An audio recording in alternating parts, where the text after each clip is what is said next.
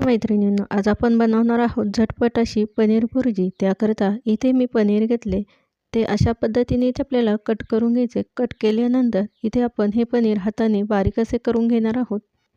तर इथे तुम्ही पनीर किसून घेतले तरी चालेल किंवा अशा पद्धतीने बारीक केले तरी चालेल। लगेचच इथे मी गॅसवर कढई गरम करायला ठेवली। यामध्ये 1.5 पळी तेल घातले, जिरे मोहरी 1 चमचा घातली। आता यामध्ये आपण लगेच बारीक चिरलेला कांदा घातलाय। कांदा छान असा सोनेरी रंगावर परतून घेऊयात। कांदा छान परतला की लगेचच यामध्ये बारीक चिरलेला 1 टोमॅटो घातला। टोमॅटो देखील इथे आपल्याला मऊसर होईपर्यंत परतून घ्यायचा आहे।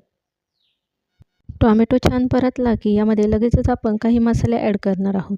अर्धा चमचा हळद घालायची, 1 चमचा काश्मीरी लाल मिरची पावडर, 1 चमचा धना पावडर घातली, 1 चमचा पनीर मसाला किंवा इथे तुम्ही किचन किंग मसाला देखील वापरू शकता, 1 चमचा आलं लसूण पेस्ट घातली। आता हे सर्व छान मिक्स केल्यानंतर यामध्ये अगदी थोडंसं पाणी घालायचं आहे। पाणी वापरल्यामुळे इथे आपली पनीर भुर्जी कोरडी होत नाही, त्याकरता अगदी थोडंसं पाणी घालायचं आहे। आता यामध्ये आपण बारीक केलेले पनीर घातले। पनीर आता अगदी 2 मिनिटे आपण परतून घेऊयात। आता 2 मिनिटे आपण छान परतलं की यामध्ये चवीनुसार मीठ घालायचे आणि बारीक चिरलेली कोथिंबीर घालूया। तर अशा पद्धतीने झटपट अशी आपली पनीर भुर्जी तयार झाली। रेसिपी आवडली असेल तर जास्तीत जास्त शेअर करा, लाईक करा, कमेंट करा। रेसिपी बघितल्याबद्दल धन्यवाद।